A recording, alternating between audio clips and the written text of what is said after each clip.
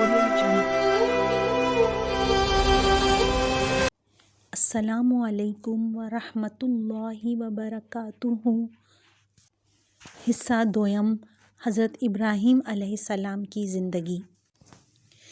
حضرت ابراہیم علیہ السلام نے کابل کے لوگوں اور اپنے والد کو بتوں کی پوجا کرنے سے منع کیا تو سب آپ کے مخالف ہو گئے۔ آپ کے والد پر حضرت ابراہیم علیہ السلام کی دعوت حق کا بالکل اثر نہ ہوا، بلکہ حق قبول کرنے کے بجائے انہوں نے کہا، اگر آپ بتوں کی مخالفت نہیں چھوڑیں گے تو آپ کو سنسار کر دیں گے۔ آپ نے اپنے والد سے کہا کہ وہ اللہ کی عبادت نہیں چھوڑ سکتے اور کسی حال میں بتوں کی پوجا نہیں کر سکتے۔ اس لیے وہ اپنے والد سے الگ ہو گئے اور گھر چھوڑ دیا اور کہا، میں آپ کے لیے دعائے مغفرت کرتا رہوں گا، اللہ تعالیٰ آپ کی بخشش کرے اور ہدایت نصیب کرے، اور اس طرح حق کی دعوتیں عام کرنے لگے۔ نمرود کو آپ کی دعوت حق کے بارے میں پتہ چلا تو اس نے آپ کو اپنے دربار میں بلایا۔ نمرود نے پوچھا، نوجوان، تم جس خدا کی عبادت کرتے ہو وہ کون ہے؟ حضرت ابراہیم علیہ السلام نے جواب دیا، میرا خدا وہ ہے جو لوگوں کو زندگی اور موت دینے کی قدرت رکھتا ہے، سورج کو مشرق سے نکالتا ہے اور مغرب میں غروب کرتا ہے۔ اور نمرود سے کہا کہ تو سورج کو مغرب سے نکال کر دکھا۔ نمرود اس سوال کا کوئی جواب نہ دے سکا۔ ایک دن کابل کے لوگوں کی عید آ پہنچی اور سب شہر والے بہار کے موسم کا لطف اٹھانے کے لیے شہر چھوڑ کر جنگلوں میں چلے گئے۔ حضرت ابراہیم علیہ السلام نے لکڑیاں کاٹنے کا ایک کلہاڑا لیا اور بت خانے میں پہنچے۔ پھر آپ علیہ السلام نے کنارے سے بتوں کو توڑنا شروع کیا، سارے بت چکنا چور کر دیے۔ آخر میں سب سے بڑے بت کے کندھے پر کلہاڑا رکھ دیا اور بت خانے سے نکل گئے۔ جنگلوں میں عید کا جشن منانے کے بعد شہر کے لوگ واپس شہر لوٹے تو اپنے بت خانے کا یہ حال دیکھ کر دنگ رہ گئے اور ایک دوسرے سے پوچھنے لگے، یہ کس نے کیا ہے؟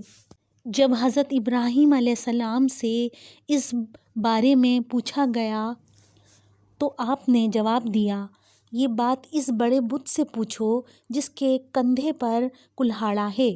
لوگوں نے کہا، وہ بول نہیں سکتے۔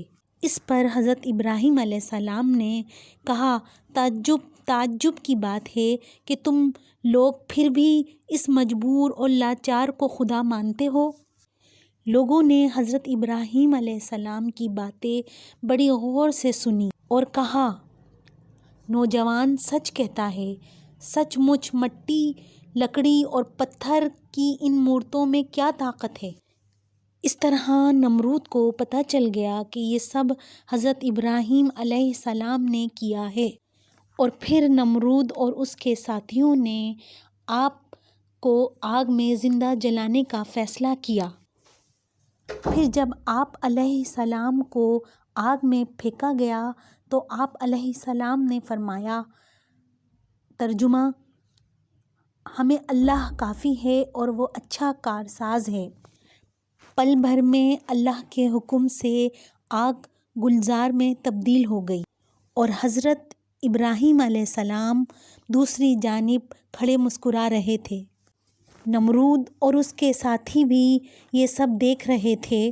نمرود نے کہا، نوجوان، ہمیں تعجب ہے کہ تمہارا حکم آگ پر چلتا ہے۔